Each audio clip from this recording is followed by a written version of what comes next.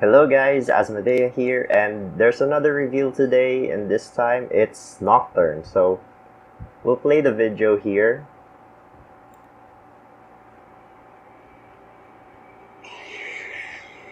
Nocturne brings the nightmares. Okay, so this is a 1-mana burst spell. The next time you summon an ally, give it +1/+0 and spell shield. And Nocturne is a 4-mana 5/3. He has Fearsome, Nightfall, grant an enemy vulnerable and give enemies -1/-0 this round.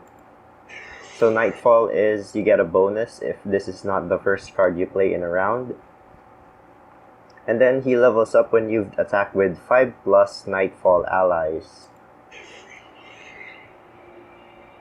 Okay, so that's Nightfall, gives someone vulnerable. I like the spell shield animation. So this is his level up. That's a nice level up. So other allies have Fearsome. When you play a unit, give enemies -1/-0. Wow. Okay.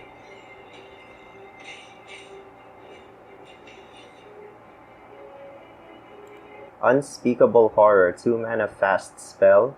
Drain 1 from anything. Nightfall, create a random Nightfall card in hand. Okay.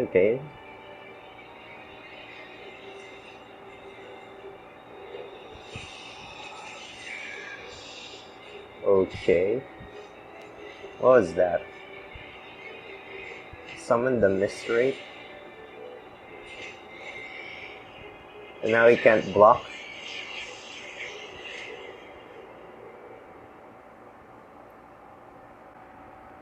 Okay, so that was the reveal video. Now let's check out these cards. So the first one is Shroud of Darkness. It's a 1-mana burst spell. It's a Shadow Isles card. And the next time you summon an ally this round, give it +1/+0 and spell shield. So it's a cheap Nightfall activator. And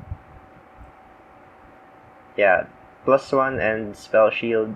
I think if spell shield is what you want from this card, and yeah, you'd want to. So Nocturne has 3 health, right? So he's really vulnerable to removal, and then so playing him with Shroud of Darkness is really good, and it's basically a cheap way to activate Nightfall, and on Nocturne it's really good because he is a bit vulnerable with 3 health. So let's talk about Nocturne. Nocturne is a 4-mana 5/3. He has Fearsome. So it's a good...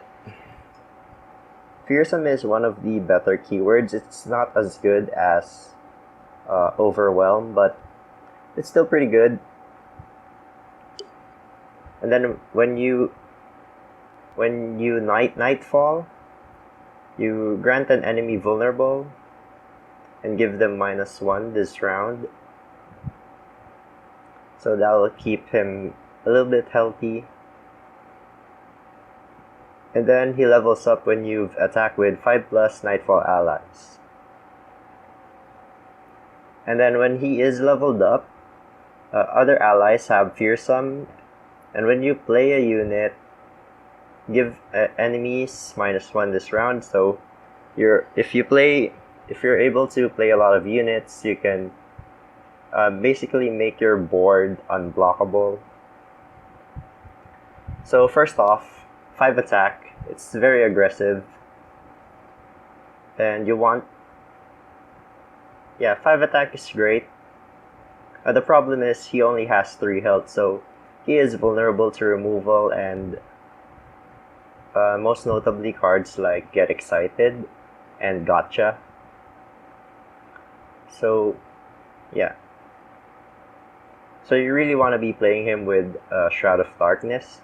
I'm not sure if this is his champion spell or... Oh no, okay, so this is his champion spell. Nocturne's Unspeakable Horror. Wait, let me finish talking about Nocturne first. So Nocturne is I think it's a solid card. A bit vulnerable, having 3 health, but if you manage to stick him, he's alright. And then yeah, you got Nightfall Synergy. So his champion spell is a 2 mana fast speed spell. Drain 1 from anything, it's a ping. 2 mana, kinda like Vile Feast. And then when you Nightfall, it generates another Nightfall card in your hand. So this is a good cheap way to get Nightfall cards in your hand. It's good that it generates Nightfall cards. So yeah, this is decent. You could run this over Vile Feast in Nightfall decks. Yeah, I love. Okay, that's actually pretty good. And then yeah, that helps Nocturne leveled up. Okay. So yeah, Nocturne is pretty solid. And then Shroud of Darkness, if you're gonna want this against a removal heavy deck, and it's cheap, it can activate Nightfalls pretty easily, so I'd say this card is pretty good as well. And then Stalking Shadows, 2 mana burst spell. Okay, this one I think we didn't see in the video. Pick a follower from the top 4 cards in your deck, draw it, shuffle the rest into the deck, and then create an ephemeral copy in hand. Whoa. So you pick a follower from the top 4 cards in your deck, draw it, shuffle the rest into deck. So you draw a specific card from the top 4 cards in your hand, and you create an ephemeral copy. That's pretty good. I'm imagining just with cheap Nightfall units, like the Stygian Horror. Plus it generates another ephemeral copy. This is also really good with Green Glade Duo. Imagine this with that. So you get a Green Glade Duo and you get another one, so you got 2 duos. And if your opponent doesn't have a 1 damage ping, your duos are gonna deal, or an elusive blocker, your duos are gonna deal a lot of damage. So that's really good. This card is good. Of course, you want a valuable target. This could also just work in Nightfall decks to generate more Nightfall cards. Yeah, I'd say all of these cards so far look pretty good to me. And then the last card is Risen Mist, a 4 mana burst speed spell, and it summons a Mist Wraith. So this card is pretty underwhelming. You can use spell mana, so if you have spell mana, you can generate some Mist Wraith. Mist Wraith costs only 2 mana. Yeah, this card I'm not too high about. It looks pretty weak. You can play a unit for spell mana, but yeah, seems pretty weak to me. Maybe you do want it. I don't know. But other than that, the rest of the cards look pretty good. Nocturne is solid. He's not too OP. His level up effect is pretty good. Especially if you can swarm the board and make your opponent's units unable to block Fearsome. Yes. So we're gonna check out the other cards as well. Okay, so these were the cards revealed yesterday. And so yeah, we got Stygian Onlooker. By the way, thank you to Cosmic for making this graphic. and for letting me use it. Check him out on twitch.tv/cosmicplace. Cosmic with a K and Z. Okay, right. So, Stygian Onlooker, 1 mana 2/1. It's cheap. If you can, 2/1 is not bad. And then when you can activate its Nightfall, it's pretty good. It gains +2, +0, and Fearsome for this round only. So imagine turn 1, let's say you got a 0 mana card, let's say Warning Shot. So you deal 1 damage with Warning Shot, and then you have a 4/1 that has Fearsome. So that's 5 damage already on turn 1. So this card is great, it's cheap. You can easily activate Nightfall with it. Or you can even play it to activate other Nightfall cards. So it seems solid. And then we've got Doom Beast, which is a 3 mana 3/2. And then when you Nightfall, you drain 2 from the enemy Nexus. So this card seems a little weaker, because it is just a 3 mana 3/2. It's weaker than the Dread Bloom Wanderer, because that has lifesteal, this card doesn't. And you have to play another card to get the drain effect. In the late game, it can serve as burn. Like dealing 2 to the Nexus. If you want to finish up, it can help you finish up your opponent in the late game. But yeah, this card's... Excuse me. If you can't activate its Nightfall, it's pretty underwhelming. And then we've got Dusk Rider, which is a 5 mana 2/5. It has Fearsome, and then when you Nightfall, grant me +1 for each time we've activated Nightfall this game. So this is gonna depend a lot on how many Nightfall units you have, how many times you can trigger Nightfall. You're gonna want to trigger it at least 3 times to have it become a 5/5 with Fearsome. And yeah, then again, it's gonna depend on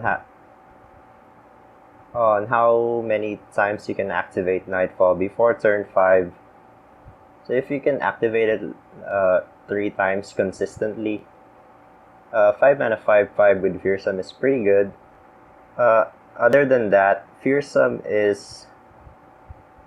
it can be blocked easily if you have a 3 attack, if your opponent has a 3 attack minion, so it's not too good.